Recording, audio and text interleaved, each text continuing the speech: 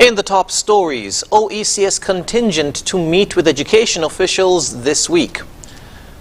Hurricane Ian leaves Cuba without power, and many ordered to leave Florida homes as Hurricane Ian nears.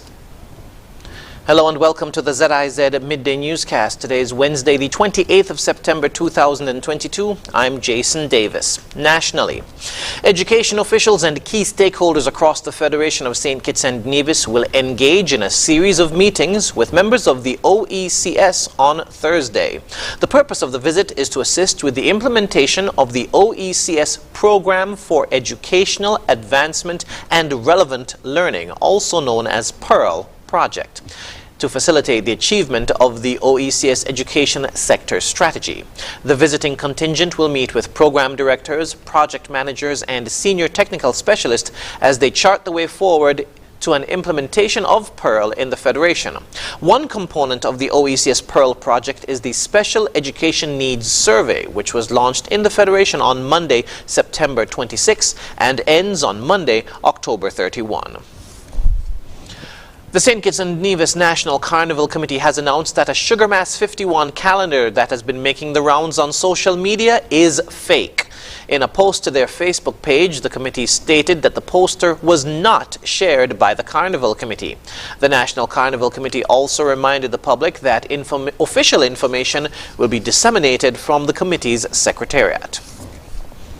In other news, as Teachers Appreciation Week 2022 approaches, the St. Kitts Teachers Union has announced their plans for the week in early October.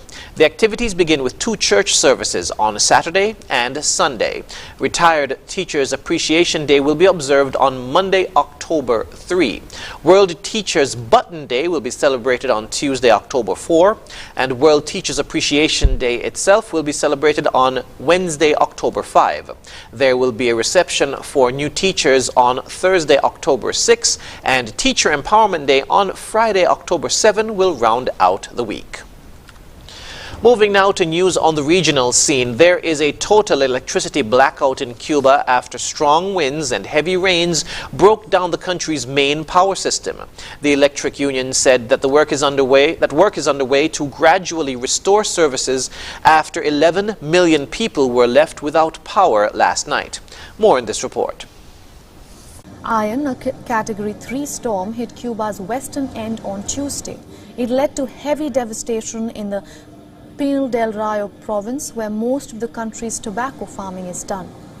Now, farmers in the region were left distraught as the strong winds and rain destroyed their crops and their homes.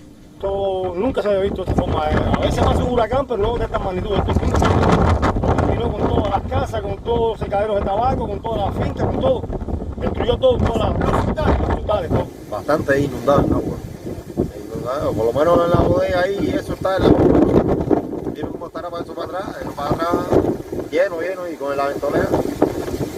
Está todo bastante inundado. Over 50,000 people have been evacuated until now. Official data says that there have been no casualties so far, while some reports say that there have been 2 deaths. The hurricane led to flooding and damage. There were scenes of toppled trees, roofs being blown out. Authorities are still assessing the extent and cost of the damage done. Cuban state media says that President Miguel Diaz has visited the affected region. He met with the people whose houses and fields were damaged in the storm and assured the people that the aid is pouring in from across the country. The hurricane is expected to strengthen further as it heads towards Florida coast. The warm winds from the Gulf of Mexico will likely elevate the top winds to 130 kilometers per hour. Nearly 2.5 million people have been ordered to evacuate from Florida. In Guyana, to reduce the prolonged discrimination and stigma attached to HIV/AIDS, the National AIDS Program Secretariat will soon extend its anti-stigma campaign to schools across Guyana and work towards revising workplace policies. More from Joel Vutt. For years, the stigma and discrimination against persons living with the human immunodeficiency virus, HIV, has been a major barrier to successful HIV prevention, care and treatment locally. With the emphasis on addressing and eliminating the growing HIV-related stigma and discrimination, the National AIDS Program Secretariat, NAPS, has planned to expand its anti-stigma campaign to schools in Ghana, according to Program Manager of the Secretariat, Dr. Terry Jagnarine. Our new manual that we would have developed, we're going to take that now to schools, and we're not only teaching evidence-based knowledge about HIV and best practices, we've included social aspects to look at stigma, discrimination, gender-based violence, bullying.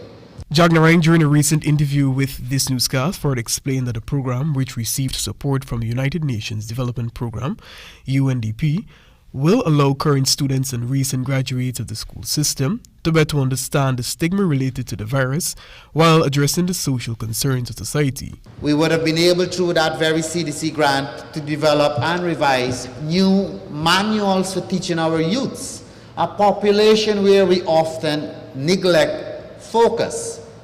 The future of tomorrow is the youths, and if they are not educated, not brought up in the way we'd want to see the future, we are in trouble. According to the program manager, the campaign will be rolled out this year. He underscored that NAPS, in collaboration with UNDP, will work to revise current workplace policies on HIV/AIDS, which seek to terminate or exclude persons who are living with HIV from promotion. We are actually set to revise our HIV workplace policy, a policy that does not discriminate in any form with HIV in the workplace, and one of the key focuses is to address that aspect of having a mandatory HIV test before you're employed. Revealing that additional plans to reduce HIV-related stigma in Ghana are in the pipeline, Dr. Jagnarine disclosed that Ghana will see its first stigma index in 2023, which collects information about the experiences of people living with HIV, stigma, discrimination, and other human rights violations. In collaboration with the Ministry of Human Services and Social Protection, we are in the process of setting up a legal help desk. We have a help desk that can provide a hotline number of persons we can provide assistance. But many times, there are actions that needs to be taken when persons face stigma and discrimination. Reporting for DHP 90 News, Joel. Internationally, about 2.5 million people in the U.S. state of Florida have been ordered to leave their homes as Hurricane Ian approaches. President Joe Biden has declared an emergency and ordered national relief agencies to prepare for its arrival. Al Jazeera's Mike Hanna reports. Go away, Ian. That's a message from Tampa Bay area residents who have not taken a direct hit from a hurricane in 100 years. This one does feel a little bit different. We felt that way in the past before, so it's just better to be safe than sorry. With time running out, residents rush to fill sandbags, board up businesses and homes, and stock up on supplies.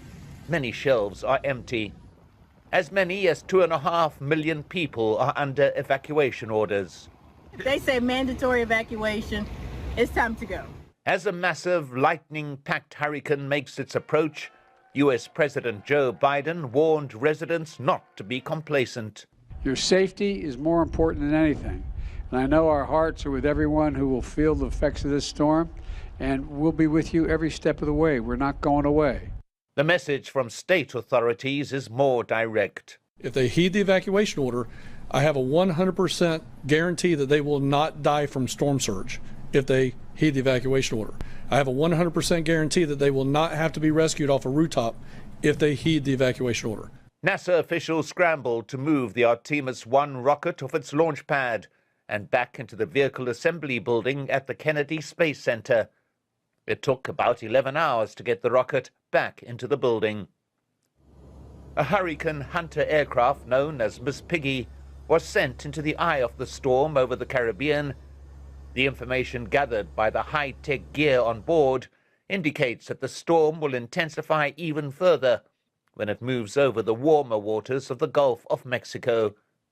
It also indicates that storm surges could see the water level rise as much as 10 feet along large areas of the Florida coast. And the impacts are going to be far, far broader than just where the eye of the storm happens to make landfall. In some areas, there will be catastrophic flooding and life-threatening storm surge. The mounting fear that no number of sandbags will be enough. Mike Hanna, Al Jazeera. The Swiss voted by an extremely narrow margin in a referendum to raise the retirement age for women from 64 to 65. More in this Euronews report. The Swiss have voted by an extremely narrow margin in a referendum to raise the retirement age for women from 64 to 65. It's their first pension reform in 25 years. 50.6% of people voted for the measure. The left, trade unions and women's associations had rejected the increase, arguing that the state should focus first on equalising wage earnings between men and women. It's above all a defeat for those women who work hard, have a small wage and cannot decide for themselves when to retire. Much like in other Western nations, states are under stress as a bulge of baby boomers reach retirement age. But at least we have succeeded in reforming pensions after 25 years, and thus stabilising its finances. This step was really necessary, and it allows us to cope with demographic change in the coming years. In Switzerland, this is an emotive issue. Protest rallies have been held in some cities already, motivated by the pensions equalisation, but also by the gender wage gap, which stands at a very high 43%. And now for the weather. Present weather is partly cloudy skies. The temperature for today is 31 degrees Celsius or 86 degrees Fahrenheit. Winds are a moderate breeze of 15 miles per hour from the east-northeast. Seas are moderate with waves of 3 to 5 feet.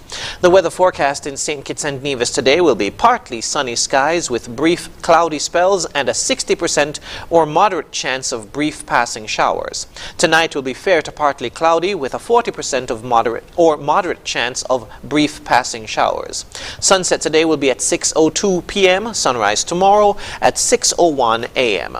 And that brings us to the end of the ZIZ Midday Newscast. Join us this evening for these stories and more in detail. Thank you for tuning in. I'm Jason Davis.